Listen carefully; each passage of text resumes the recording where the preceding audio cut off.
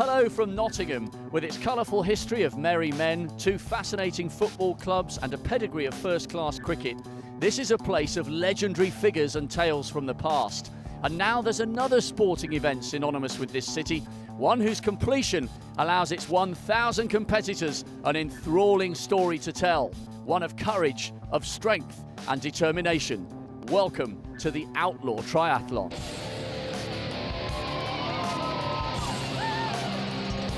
The field's doubled this year, there's 1,000 athletes, but it's a great race. Got a good big event feel to it, a great atmosphere. First challenge really is to obviously get to the start line and get to the finish line.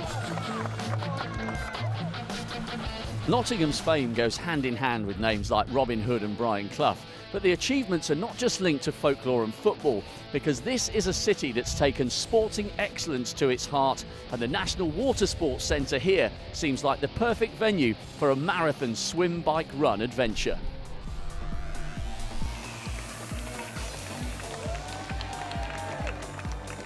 In fact, using the term marathon is almost doing the distance a disservice, because as far as triathlon's concerned, this is as tough as it gets. Our 1,000 brave and willing souls will complete 140.6 miles in and around the streets of Nottingham today, and any of them who make it to this finish line will have earned the right to call themselves an outlaw. It all starts with a very early Sunday morning dip in the Regatta Lake, when the normally tranquil weekend waters come alive with the frothing enthusiasm of more than 1,000 brave souls starting their epic test of stamina with a 2.4 mile swim. After swapping the wetsuits for the wheels, they're out onto the 112 mile bike course. It's fast, it's flat, and it's perfect for anyone looking for a personal best. For those with more modest ambitions, however, there's the sobering thought of a 26.2 mile run still to come. The good news for those with tired legs is that this marathon course is almost entirely flat, as it loops round Regatta Lake and follows the River Trent into Nottingham city centre and back, towards the welcoming festival finish line, just a few hundred metres away from where it all began.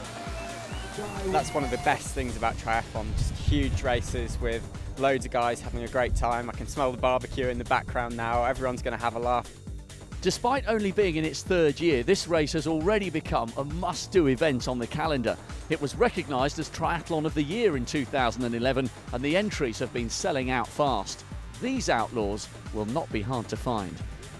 So before they get away on their epic journey, let's meet some of the first-timers as well as some of the elites with your race commentator, Patrick Winterton. With 1,000 athletes lined up, ready to go in the water. It's going to be a very hard-fought swim indeed. And the man who's hotly tipped to get out of the water first and in fact win today's race, it's Harry Wiltshire. We've seen him do brilliantly in shorter races, but this is pretty much an experiment. But he is still the favourite. I don't like that title. I've never done one before. There's plenty of guys here who've got a lot of experience. There's going to be some decent athletes in the field, and yeah, I'd put them as favourite, not me. I've been around a half Ironman 2 weeks ago. It was my first half Ironman race, so this is twice as long as any race I've ever done before, and it's going to be an experience. It certainly will be, and there certainly is some tough competition, and perhaps the strongest of all is going to come from Chris Goodfellow. Now, he's very consistent, lots of experience at racing this sort of distance, so he'll know how to pace himself, and we'll see whether he can beat Wiltshire. Well, another man who is racing today, he's actually part of a team, three in a team, and he will take the bike phase. That was Kevin Dawson. Lucy Gossage races in a team as well, once again on the bike, and she should be able to do something pretty special. Tim Hemming, he's a journalist, he writes for The Sun. Today, he's going to be trying to make the headlines rather than writing them. And I wonder how he will get on, finding out just how much pain the triathlete goes through. I think it's going to be a fun event, isn't it, for everyone? It's a lot. I think it's going to be a lot of first-timers here going iron distance, so it's pretty daunting. 5:30 on race day morning, and you can really sense the excitement and the nerves in the air, and one or two of these athletes are beginning to wonder what they've let themselves in for. A little nervous. It took us a few minutes just to chill out, but it's my first one, so yeah, I don't really know what to expect. Great day for it. You look down that lake, it's fantastic. got the nerves. Might have to spend a penny in a minute, but looking forward to it, yeah. Husband and wife and daughter, all three of you taking part. Definitely. 2 relays and I'm doing the full loss. Whose idea was it? It's always mine. You look pretty happy and chirpy. Very happy, mate. First one. Can't wait to get cracking. Well, you've strolled down just in time. Yeah, I left it a little bit late getting out of bed, to be honest. It's going to be a long day, so I needed as much sleep as possible. Now, I know you haven't tackled this distance before and you've talked about blowing up on the run, but we reckon you might have some magic here today. Oh, I don't know. I bought 3 packets of porridge last night and I couldn't face them this morning. And I've been told you've got to eat and eat and eat, so that's all I'm going to think about. Eat as much as possible and try not to explode. I've been doing a lot of high pressure racing. I wanted something that was fun. Look at this, everyone's having a great time. Well, get in there, keep smiling, and we'll keep our fingers crossed for you on the run. Yes, please do. The sun's coming up, the wetsuits are on, and for 1,000 merry men and women, this is where the journey begins. So let's join your race commentator, Patrick Winterton, for the start. There is an atmosphere of excitement here at the start of this Outlaw Triathlon, and no wonder so many have no idea whether they're going to make it to the end. Now, there aren't many more spectacular sights in sport than 1,000 people swimming in open water. Now, this venue certainly used to hosting international rowing regattas. Home Pier Point today, though, is home to the Outlaw Triathlon, and it's an almighty swim they've got to undertake. 2.4 miles the distance, as you can see. The bike ride that follows 112 miles, and then they finish it off with 26.2 miles, and most of you will know that that is the marathon distance. It's a long, long day, 17 hours to complete if they want to become an outlaw. Those wanting to win probably have to go under 9 hours for the distance. Now, this is a familiar swimming style. The high left arm, the low right arm, it can only be Harry Wiltshire. He's chosen a slightly different course from many, but already he's earned himself a healthy lead in the swim. The swim should be okay. You know, I've been training a lot for the swim. My aim was to try and make the Olympic team as a domestique, so I've been working really hard on my swimming and biking. So swimming up to 50k on the bike, that shouldn't be a problem. But after that, it's going to be a case of what my body can do, and I'll find out. He certainly will find out. So far, so good for Wiltshire. He's trying to earn himself as much of a lead as he can. We've seen him do this many, many times. I can't remember a triathlon race where he hasn't been in the first 5 out of the water, and more often than not, he's winning that first phase. At the moment, Wiltshire's toughest competition is coming from Kate Vines. Now, she's the member of a team, the Sheriffs, they're known as. Matt Foston, Paul Harwood will be taking legs 2 and 3. But Vines looking very strong, swimming beautifully, and certainly showing the result of all the training she put in for a cross-channel swim last year. Now, her team can certainly be competitive today. We've also got GI Tri-Club Racing and Team High Five and Cancer Research UK, which is an all-girls team. Now, don't be surprised at that. They won in 2010, and they had a good race last year as well. They're hoping to be back on top of the podium. And they've got Helen Gorman, who's taking the first leg for them, a specialist swimmer and expected to be out of the water very early on indeed. Lucy and I have competed here for the last 3 years. We've had a different runner each year. Lucy and I have known each other for a long time, and Chrissy's sort of a friend of a friend who I've seen around at lots of races, and obviously seen her winning medals at duathlon events, and kind of admired her running. It's nice to be in a team with her. So I'm doing the European Championships and then probably the Duathlon World Championships and then an Ironman at the end of the season. Primarily this is fun, but it's good training. So it's a fun way of doing a hard session. I'm going to go out pretty steady and try and find a few people to work with, and then just try and stay relaxed. And obviously I can work a bit harder on the stretch coming in than some of the ones that are doing the full thing, because I get to have a bacon and egg sarnie afterwards while they're on the bikes. It's a lot of people that have never done a long distance triathlon that come here, and there's real camaraderie. They all stick together, support each other. Just a really great feeling, and this venue's fantastic. Got all this space, the transitions are really close together, which helps make fast times, and people just come here, they can bring the family, and so people come and enjoy it. Tim Hemming from The Sun is in amongst the masses, which is where he expected to be today. It's not about winning, it's about experiencing one of the toughest events in the world. I think this is a race where you're just racing yourself, right? In the swim, I will probably just be thinking about trying to catch the person ahead of me, and there'll be a lot of those, I can guarantee it. On the bike, you think, well, this is great fun, and then you get to about 30 miles and you go, okay, just another 82 to go, and then you're thinking, I just want to get off the bike. Yeah, will I think about writing a report on it? At some point, possibly. Maybe when I'm walking the aid stations on the marathon later on, yeah. I did the half Ironman 2 weeks ago, and I made a big mistake of, I've been listening to some advice which said don't start too far back because you're going to have to swim another, maybe 50 metres to even get to the start line. So I thought, okay, take that advice, I'll push up towards the front. But being almost a complete non-swimmer, about 6 people went over me. And at that point I was, I'm not sure I can actually do this. It's been quite full on with the triathlon. I thought it's a great idea when I signed up for them all, and now with the last event and the biggest one coming, it's going to be interesting.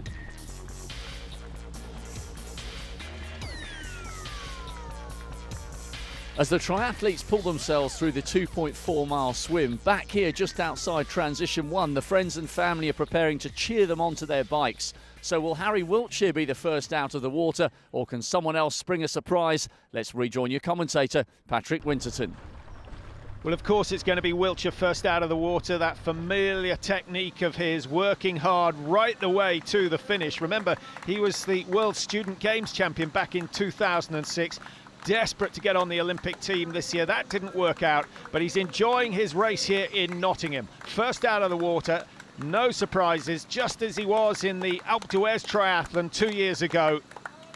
Now he's got to capitalise on the work that he's done so far. The small matter of 112 miles on the bike, followed by a marathon to finish off the day's work. He's got to get the wetsuit off first, though.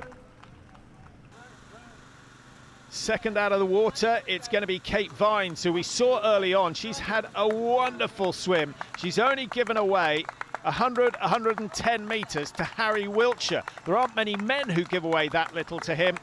So a good day's work for her. She now hands over to Matt Foston, and the Sheriffs should have a fairly healthy lead after the first of the 3 disciplines. Well, this is the handover zone, and there is no sign of Matt Foston. She swum quickly. She certainly swum quicker than her teammates were expecting. Well, she's looking very good-humoured about it, but my goodness, it is the most frustrating thing in sport, and it doesn't do much for team spirit. The clock is ticking away, and GI Tri Club and Team High Five are getting closer as Harry Wiltshire exits the transition and sets off on the longest bike ride of his life. And still, Kate Vines is waiting. Well, here comes the guilty party. Well, it's all right for those teams who aren't with him. He's given away a full 2 minutes. Well, I'm not sure we can argue with that, although we don't know the circumstances for the delay. But I wonder whether Matt Foston heard it and whether that's going to spur him on. He won't be feeling too good at the moment. Third out of the water, and the second team, it's Team High Five with roughly 4 minutes to catch on the Sheriffs. Now just behind them, and third place as far as the teams go, it's Cancer Research UK, the all-women's team. Lucy Gossage now setting off on the bike ride. It's a bit of an annual pilgrimage now. I've done it, it's the 3rd year in a row. Well, I'm from Nottingham, so for me it's quite close to my heart. I think for a lot of people it's a lot of people's first time race, and seeing so many friends get through it it's still, I still get shivers down my spine at the start of the swim watching them all. It's such a phenomenal achievement for them. Chris Goodfellow is the second individual man out of the water, and he will set off in pursuit of Harry Wiltshire. Now, he was ill on Monday and Tuesday with what sounded like gastroenteritis. He seems to have recovered pretty well. He is flying, and he'll be desperate to close the gap on Wiltshire over this middle section. Along the side of home Pierpoint, Kevin Dawson coming out, racing for a team. He's racing for GI Tri Club, and he without doubt, is the quickest cyclist in the field. So everyone looking forward to seeing what he does over the next 3-4 hours. Out on the course with Harry Wiltshire, and he's pushing a pretty mean pace early on. Remember, he's not experienced at this sort of distance, and so he won't know what sort of speed to go.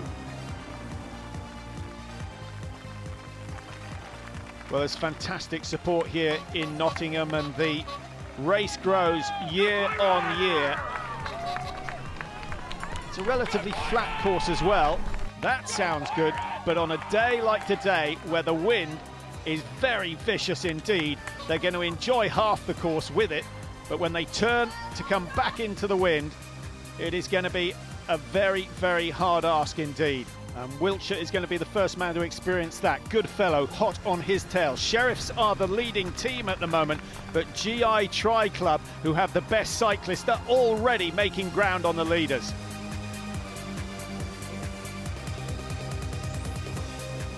So Harry Wiltshire still in the lead, but there's a long, long way to go. And remember, this is more of a marathon than a sprint. Join us after the break to find out who's going to stay ahead of the pack.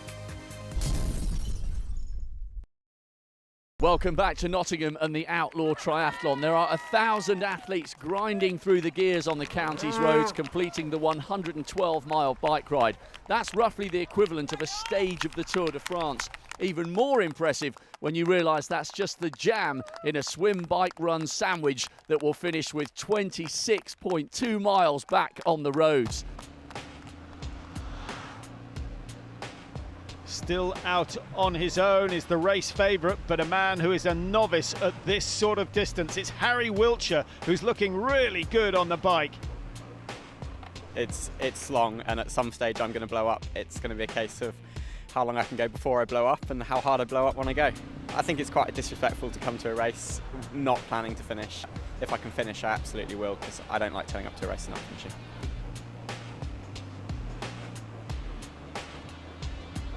Wiltshire totally focused on the job. Here is the man who is chasing him, and the split 6 minutes 12 seconds. They were 7 minutes apart coming out of home pier point, so Goodfellow has closed the gap a little, but I wonder whether that will give him the psychological boost he needs. Well, there's no doubt that this man is closing, and he's closing fast. It's Kevin Dawson riding for GI Tri Club. He's in a team event, so he'd be expected to be quicker than the individuals, but not that much quicker. He has gone past Goodfellow as if he was standing still. Astonishing stuff from Dawson. My goodness, how long before he catches Harry Wiltshire? Plenty of drink stops, food stops along the way. Rehydration, and certainly keeping the energy levels up, so important. Lucy Gossage will know all about that. We've seen her racing on a number of times. Very good over 70.3, the Irish 70.3 champion. She's ahead of Kevin Dawson at the moment, in third position as far as the teams go, but not for long. The difference only 50 metres, and Dawson is closing those down very quickly. Here's a man that can ride 100 miles in 3 hours 22. You can work the speed out for yourself, but I give you a clue, it's only just under 50 kilometres per hour for the full 100 miles, fully kitted up. The frame of the bike, the helmet, the suit, all made for perfect aerodynamics. Even the gear levers in the right position. Slightly surprised he hasn't chosen a different water bottle. But he is eating up the miles. Now, that's not 25% quicker than one of the best female riders on the triathlon circuit. I'd be very surprised. A little disheartening for those being overtaken. Great news for Kevin Dawson. And it won't be long before he puts himself into the first position for teams. Here is the current leader from Sheriffs. It's Matt Foston, the man who was a little late to the start. Now, I'm not too sure he'll be fussed about his position, because he's here today to raise money for the Karen Green Foundation that was set up by this man, Mick Green, in memory of his wife, who died after a long battle with cancer a year ago. Now, Mick's prime objective is to finish the race today, and for a man who's only done a year's training for the event, that's going to be so tough. He wants to raise as much as he can. Karen passed away on the 4th of July of last year, so it's going to be you know, very poignant day for a lot of people, me included. I wanted to do something very special for Karen, and it transpired that the Outlaw was going to be it. We've got an awful lot of people together from Absolute Tri and many other people to be part of doing this. It's a massive thing for me. I pray Karen's going to be with me and that she's going to get me round this. I've trained as well as I could, but it's still going to be, you know, a big achievement and quite a drama in certain things. But I'm sure I'll do it. I have to do it for all what this means for Karen. There's so many people supporting her. She was, you know, the most wonderful lady that I've ever met. And this is all about cancer. You know, this is all about leukemia, and that we can put some good back into what is, you know, cancer research and everything, phenomenal thing. No doubt Mick's mind will be on his fundraising all the way through today's race. And that will be the case with Lucy Gossage as well, a doctor who specialises in oncology. She's raising money for Cancer Research UK. I'm a cancer doctor and work part-time for Cancer Research UK, at the moment doing some research into kidney cancer. So one of the reasons we're doing it is to try and raise a bit of money and raise the profile of Cancer Research UK, which is another really nice thing about doing the Outlaw. Gossage, of course, in the all-female team and taking the middle discipline on the bike. In the men's race, well, here's the man in second place at the moment, Chris Goodfellow, who is pushing very, very hard. Usually a slow starter, but he's gone off quite hard today in pursuit of Harry Wiltshire. Now, this is the man in third. It's Mario Schmidt-Wendling. Now, he's a triathlete, but he tried his hand at pro cycling back in 2004, and he's showing the skills that he picked up in that period of his career. Very strong rider from Germany, and he'll be looking for a win today. Nothing less will do. This race is awesome. It's a good race. Yeah, you enjoyed it. I raced all over the world, but this is definitely one of the best races I've ever done. It's the same height, the same quality than Frankfurt or Challenge Roth or even Ironman Hawaii. This is pretty good. Well done. Well, I wonder whether he's going to have enough in the tank to catch the two men in front of him. And here's the man who still leads the race. It's Harry Wiltshire. The head is starting to bob a little more than it was early on. Perhaps the leg's getting tired. I've never ridden this far in my life.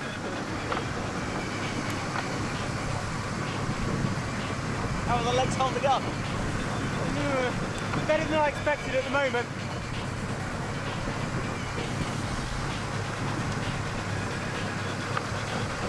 I feel like I've done about 90 miles, but you're going to tell me we're on 70.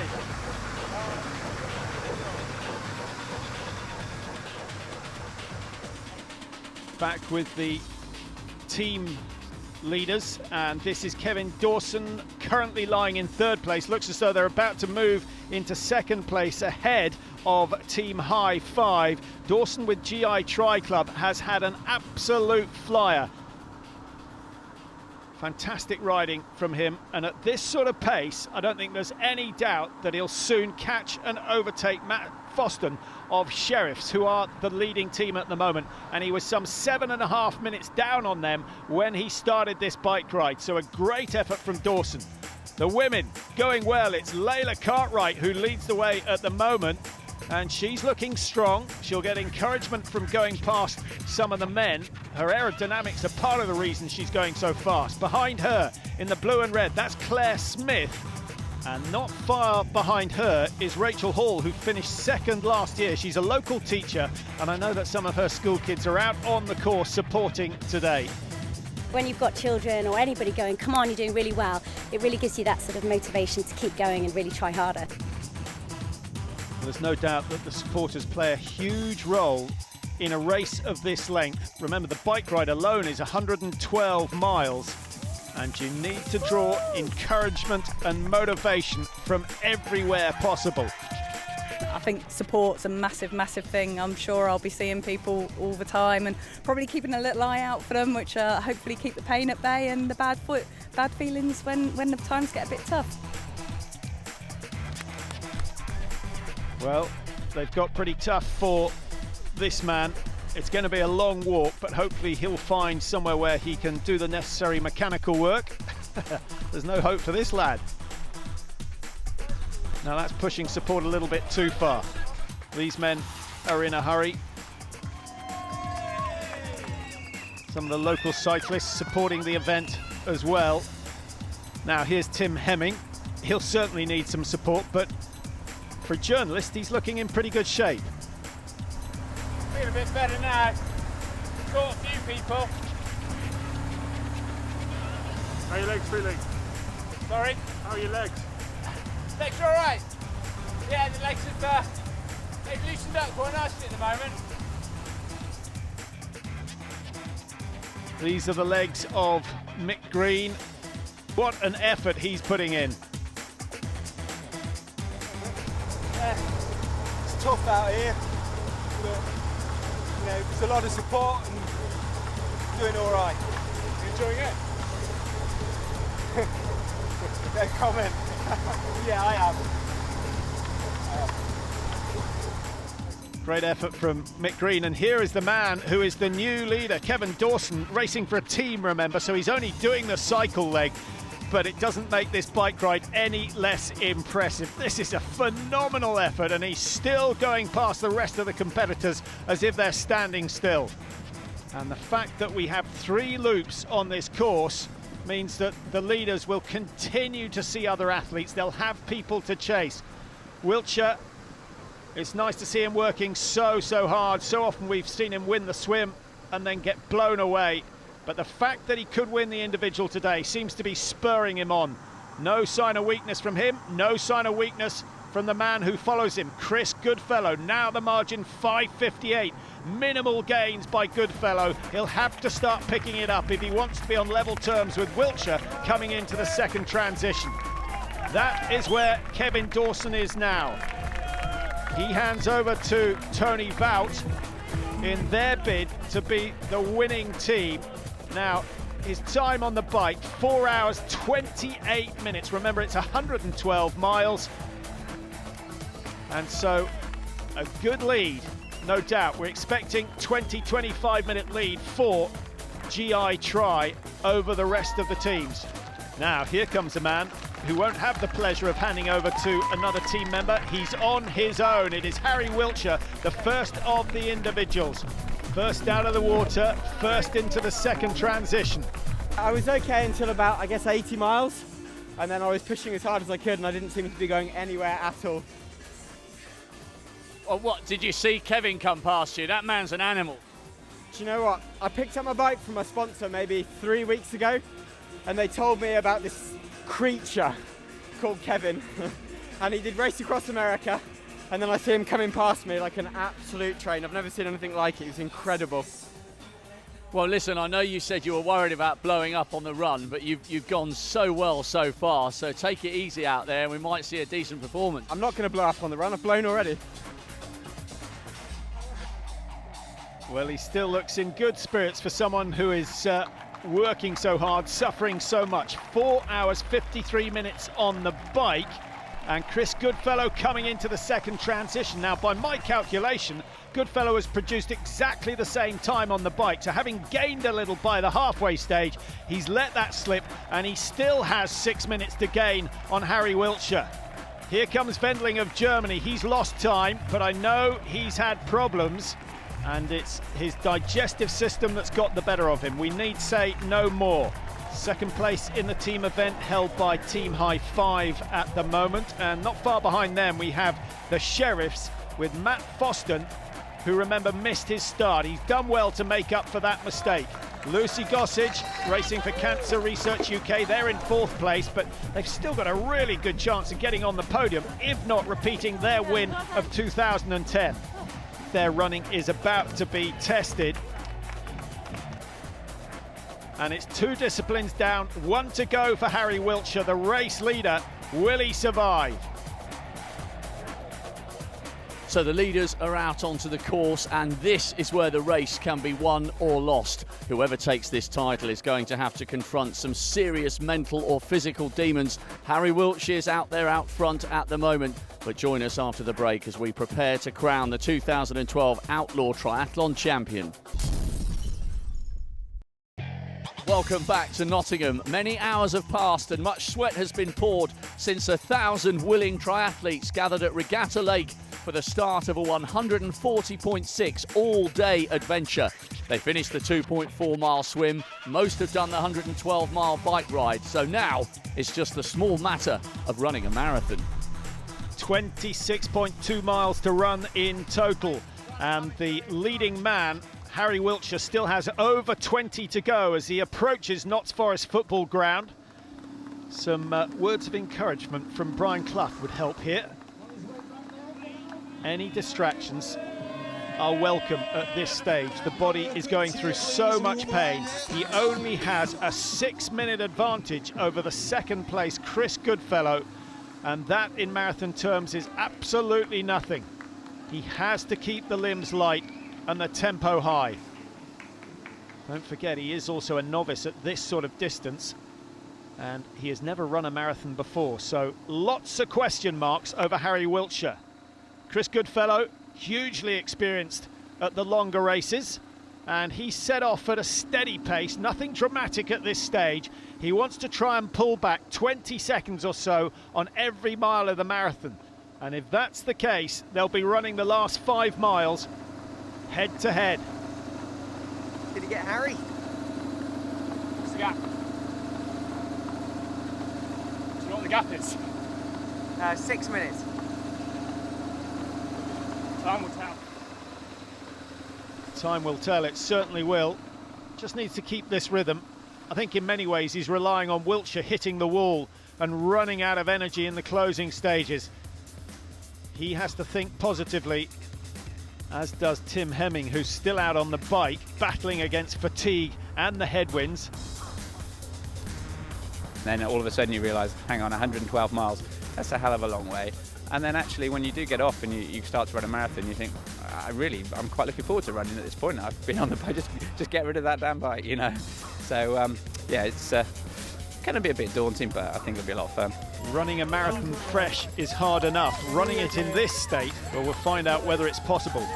The thoughts at the moment are my legs feel like there's somebody else's getting off that bike. I'm so glad to get off the bike, but no clue what's going to happen now, really. Up here, I feel okay, I feel all right.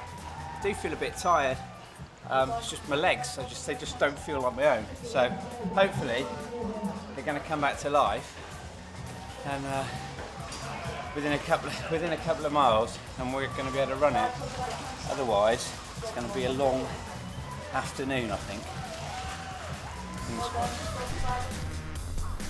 Well, it's a long day for many of the competitors. Remember, 1,000 on the start line at the beginning of the day, and 99% of them just concerned with finishing the race.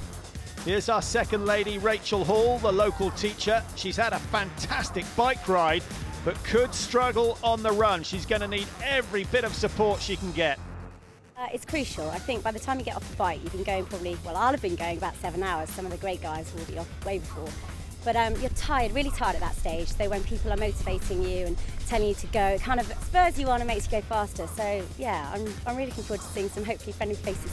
Well, I guess everyone is, and in these conditions, they need it. It's very, very windy out there. One side of the lake's really tough to get along. Here's Mick Green on the bike. He had a really good run, a time of 6:34, putting him into T2 in a very good position. Hard. Yeah. How you feeling? Good smash, but better than I did 20 miles ago, so... Feeling positive? Say that again. Are you feeling positive? Yeah. Yeah, let's get round and get it done. I've just heard that my mate, I think, was lying second, off the bike in the team event, so he's done himself proud, so I've got to do the best I can do, eh? Well, he's only got 26 miles to run, and he sets off at a good pace. He's already gained 3 places, and he's only 10 yards out of the transition area. So a positive start for Mick Green. Up front, it's still Harry Wiltshire who leads. A multi-lap run, 3 laps in all. So they'll be seeing a lot of people on the way round and drinking a lot of drinks. That was Wiltshire's brief before the start. Just keep eating, keep drinking, and you'll find you survive. Well, so far, so good for Wiltshire. This is an experiment, remember. And I was really impressed with his bike ride. It was a good time as well. The gap was 6 minutes in transition. It's back down to 5:21. But Chris Goodfellow's running out of time. Once again, I still think it's down to Wiltshire to lose this one by hitting the wall. Goodfellow looks solid enough. He's got a solid build as well. More like a rock climber than a long-distance athlete. Now, I wonder what's going through his mind.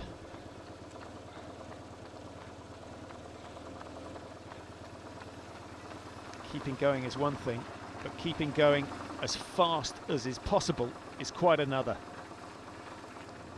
Nice steady pace. 1:26, this Jen Moffat, who's starting to make ground, just going past Rachel Hall, who we expected to suffer a little bit on the run. Moffat, inch by inch, making ground, getting towards the front of the field. Women's race, chopping and changing all the time. And here is Emma Rand, still running well, trying to point out the fact that she's the race leader. She certainly is the #1 woman at the moment, racing for the Pirates. A distinguished vest, 1 or 2 runners in the field wearing the same. Now here's the men's leader, Harry Wiltshire, just leaving the River Trent, heading back towards home Pierpoint for the final time, just over 4 miles to go. Well, the very fact that he stopped for this drink, an indication that he is starting to feel it. 5 minutes 45 seconds was the last margin between himself and Chris Goodfellow. This is the stage of the race where it's more about mental application than physical application. You have to control your mind somehow. It's going to be a bit toughy, but positive thoughts, right? Now, my youngest daughter's birthday party next weekend, and she's building rafts. So let's try and focus on that and not the pain.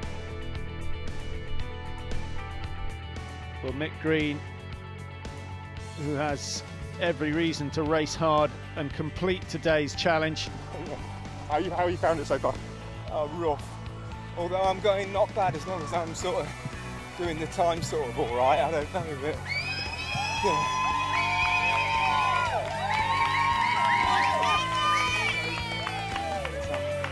Right, absolutely great. Thanks ever so much.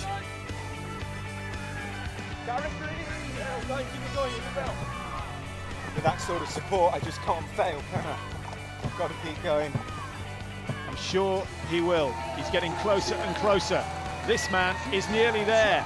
This is Tony Vout from GI Tri Club, the winning team today. After a brilliant bike ride from Kevin Dawson, they take top prize. And Vout's running time, 3 hours 23 for the marathon. Very respectable indeed. That's probably the hardest marathon I've done. So, yeah, glad it's over. The second place team, it's the Sheriffs. Paul Harwood finishing it off for them. And they're only a couple of minutes down on GI Tri Club. Now, don't forget they lost 2 minutes at the first transition with that mistake from Matt Foston. Kate Vines was very, very good-humoured about it, but there's no doubt Foston did his utmost to make up for that mistake. I was making my way through the tents. I had my helper with me, and they were like, "You can't come through, and I'm like, "I just need to go through." She's like, "Sis is going to go quick," and I was like, "But that was phenomenally quick." I was like, "Oh no!" And then I got onto the bike, and I was like, the commentator goes, "He's let the whole team down. What a plonker!" So I left with that in my head for the whole 112 miles. I'm like, "I've just got to hammer it. I've just got to go as hard as I can." Well, it might have turned out to have done them a favour. The individual winner is inching closer and closer to the line. The stride has shortened, the shoulders have tightened, but there's no doubt that Harry Wiltshire is going to win this one. It's his first race of this sort of distance. He loosens up the spine before he smartens up as he comes into the line, and he finishes in style. It's been a wonderful run from Harry Wiltshire. He didn't know if he could finish this one. We didn't know if he could finish it, but he's proved himself today. And I wonder where we'll see him racing next. He is an absolutely superb swimmer, but he's proved today that he has staying power as well. Well done to him, and well done to the supporters. 48 minutes 35 in the swim, 4:53 on the bike ride, and he finishes off with a 3:19 marathon. Fantastic effort. Harry, you are an animal. It was just stupid. Why would you run a marathon off zero marathon training? You only entered it this week, and initially you were going to do the swim and the bike, and then they persuaded you to do the whole thing. Did you have any idea as to how hard that marathon would be off 2.4 and 112? I didn't have any intention of running, so it hadn't worried me beforehand. But, you know, I think it's just really important to respect the event. All the guys that have come out here to race, all the guys that have trained for 12 months, you know, entries sold out in December. It's just an absolutely incredible race. You know, there were marshals every single turn on the course. Every pothole was marked. Swim was fantastic. Bike was fantastic. Feed stations pretty much every mile with everything you could ask for. I just thought it would have been rude not to get myself all the way around that run. When I got to 20 miles, I was reconsidering, but I'm really glad I finished.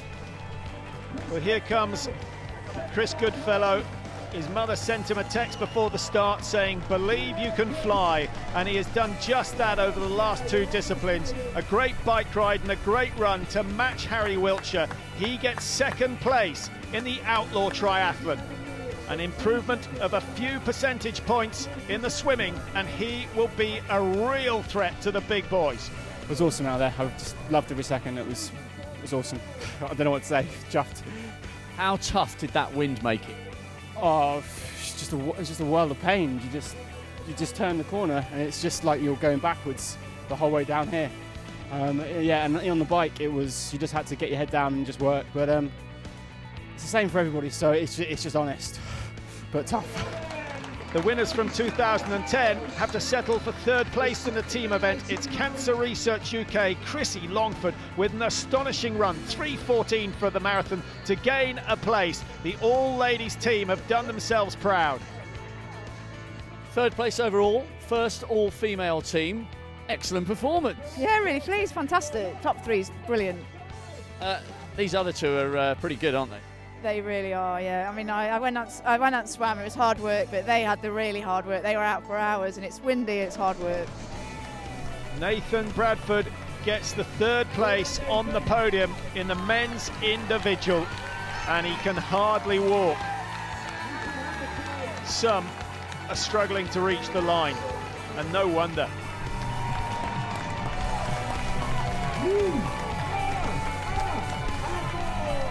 Brilliant crowd, brilliantly organised, and I had a really good day. I'm still smiling.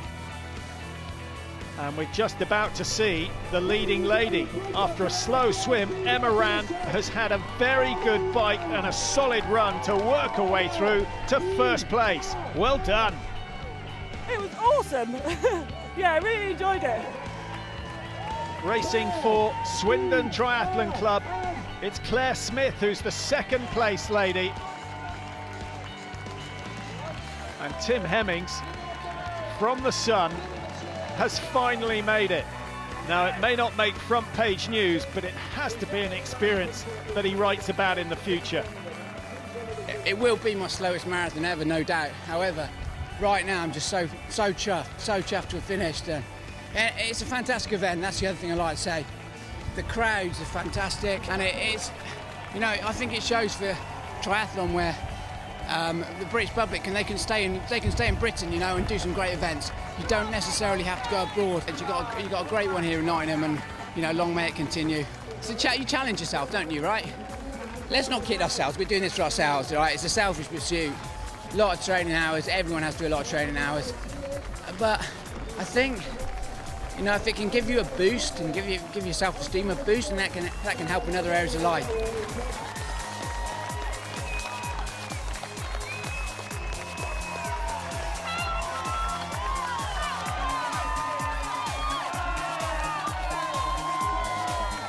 There's a lot of pain out there on the course, and here comes Mick Green. What a fabulous effort from him, accompanied by his daughters for the last few metres, Ellie and Jenny.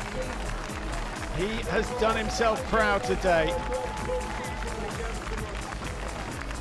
Absolutely encapsulates what this event is about.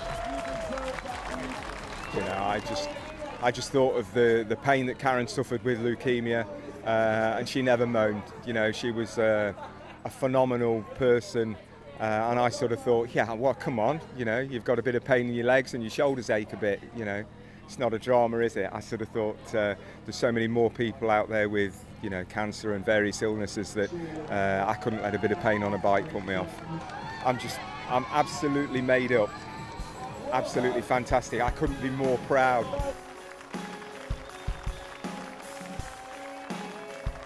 And one by one they crossed the line that Mick Green, for one, would have been thinking about 14 hours ago. So many exceeding what they thought was possible.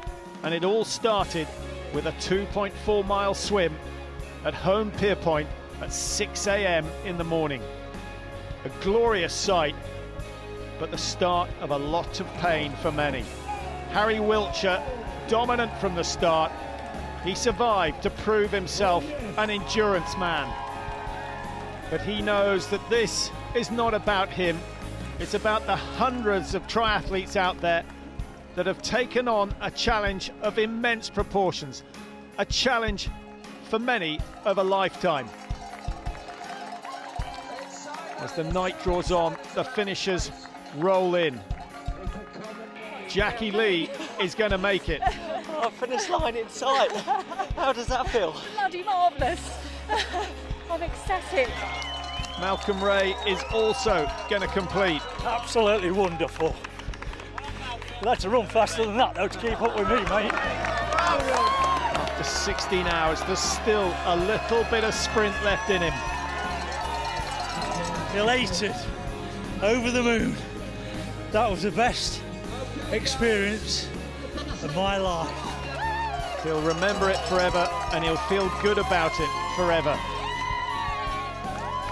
Trogs Murphy gets inside the 17-hour barrier and becomes an outlaw.